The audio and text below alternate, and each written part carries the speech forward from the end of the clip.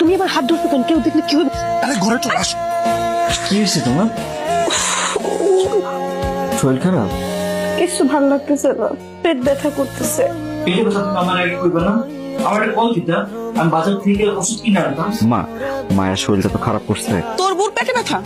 তোর বউ নতুন নাটক শুরু করে দিছে? হ্যাঁ, আমি বাড়ি থেকে বাইরে রাস্তার মোড় পর্যন্ত যাইতে পারি না, তোর বউ খিলখিল খিলখিল করে হাসতেছিল, আর এখনকার পেট ব্যথা? ও বাড়িতে কি কোনো মেহমান আইছিল নাকি? না তো।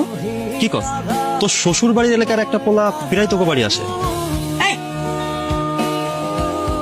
আপনি কোন সাহসে আমার গায়ে হাত দিচ্ছেন? তুমি আমার বউ, তোমার গায়ে হাত দিতে আমার আবার কার কাছ থেকে সাহস নিতে হইব?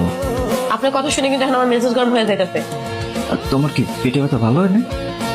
আপনার কথা শুনে আমার মেজাজ খারাপ হইতেছে। আর আপনারা কে কইছে আমার স্বামীর দায়িত্ব পালন করতে? কারণ আমি আপনাদের স্বামী হিসাবে মানি না। তুমি কি জানো যে তোমার জন্য মেয়ে কিনে রাখছে? এখন সমস্যা হলো আমাদের বাড়ির কাজ ধরছি তো, মানে কিছু টাকা শর্ট হয়ে গেছে। এই টাকাটা যদি এখন হাতে পাইতাম কাজটা শেষ করতে পারি। কাজ করবে তো তোমার মন বসে না, সংসারে একটু কাম, এগুলোর দিকে তোমার খেয়াল না। কি করবো? কে করবো আবার? আপনি করবেন। তোমার সাহস আমাদের কি সংসারে কাজকর্ম করতে? এরকম ভুল টাকা বলতে আমি গেলে এই সংসারে তুমি কি করো? পটের বিবির মতন ভয়া ভয়া হয়ে খাইবা? হ্যাঁ, একদম মুখ সামলে কথা বলবেন কিন্তু। আপনার দাসী বান্ধি পাইছে না মানে? হ্যাঁ, যে যখন যা করবেন তাই করে ফেলাবো আমি। তুমি আবার কতক্ষণ বাড়িতে গিয়ে যাবো?